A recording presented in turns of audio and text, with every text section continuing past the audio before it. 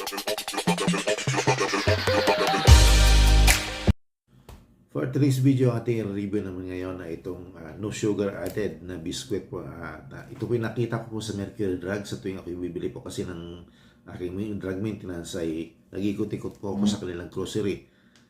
So napansin ko po ito at isa po sa mga binaproblema kadalasan ng mga diabetic ay yung pagkain available para po sa mga diabetic. So karamihan po ng mga biskwit talaga ay although baka matatabang, pero nakakapag-spike ng blood sugar. So ngayon, napansin ko po ito dahil nga laki ng sugar, ang pangalan niya, no sugar added. So ito po yung sa Mercury Drug ko nabili at may gitsandan. Hindi ko lang malala kung magkano eksaktong presyo nito, no? Pero may alam pagkakalala ko may gitsandan. So medyo malaki na naman. Malaki rin siya, no? So ito po yung may mga palaman na. So ayon po dito, may palaman na siya. Pero kung tingnan po natin ang kanyang nutrition facts ay meron po siyang carbohydrates na 7% or 19 grams or 7%. So di natin alam kung gaano kataas yung magiging epekto nito sa ating blood sugar. So ngayon, i-actual po natin at titingnan po natin gaano kataas yung itataas ng ating blood sugar kapag kumain po tayo nito. No sugar added na biscuit. Nabibili po ito sa Mercury Drug. Hindi ko lang alam kung meron po sa mga grocery, pero alam ko na marami rin namang branches ang Mercury Drug. So ngayon, alamin po natin muna natin ang aking blood sugar at para may pagkukumparan po tayo mamaya. Test po natin at alamin po muna natin ang aking blood sugar.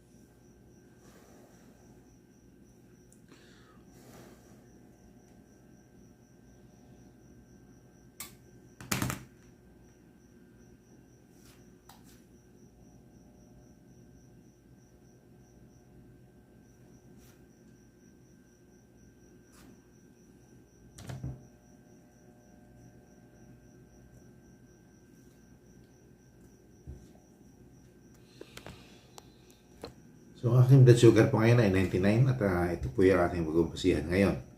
So, 99 po ang aking blood sugar at mababa po. So, ngayon kainin na po natin at ito na po yung ating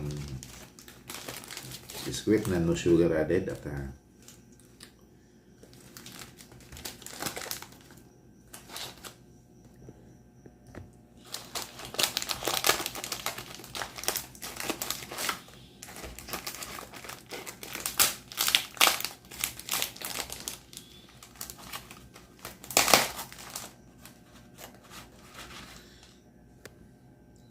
so, dalawa po ito, no? Ayan, may mga palaman po siya. May mga fillings o palaman. So, kukuha po tayo ng mga tatlo. Mga tatlong piraso. Bali, tatlong pares ang ating kakainin. So, siyempre, hindi naman natin ubusin to. Basta bang na merienda lang. So, tatlong piraso o tatlong ganito ang ating kakainin ngayon.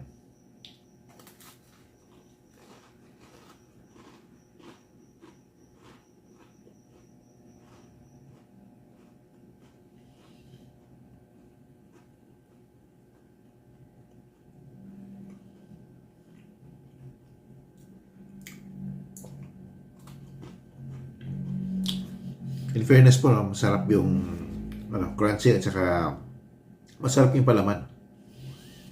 So, nire-recommend ko po ito yung sa lasa. Pero maya malaman natin kung okay ba yung epekto nito sa ating blood sugar, hindi ba mag-spike. So, tingnan natin.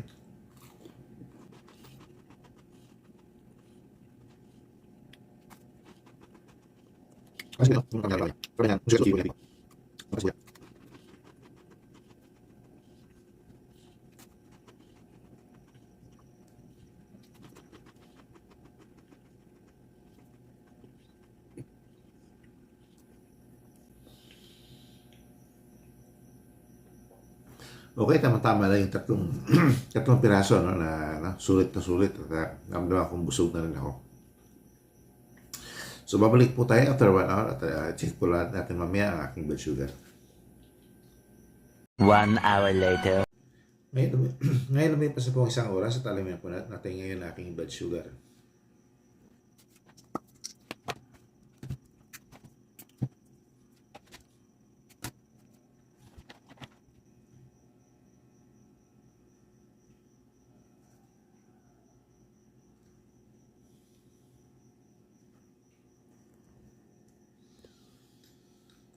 So, ito na po yung 145 na aking blood sugar ngayon. Kanina po yung 99. So, tumaas po ng 46 mg per deciliter ang aking blood sugar.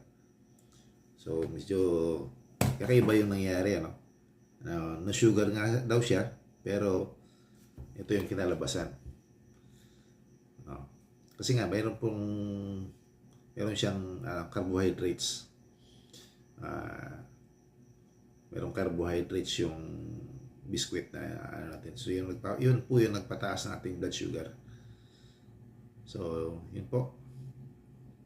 Ang carbohydrates ay ito po yung harina na pinanggawa doon sa biscuit. Yun po yung nagpataas ng ating blood sugar. So, mataas. Hindi po siya safe. Pwede siguro ilang piraso lang. Isang piraso yung kainin dapat. So, salamat sa inyong pagsubaybay at kung kayo po yung first time na nakapanood ng aking YouTube videos na ito at hindi pa kayo nakapag-subscribe, please like and subscribe at pakita rin po ng notification bell para sa tuwing ako yung mag-upload po naman ng aking YouTube videos ay ma-inform po kayo. Salamat!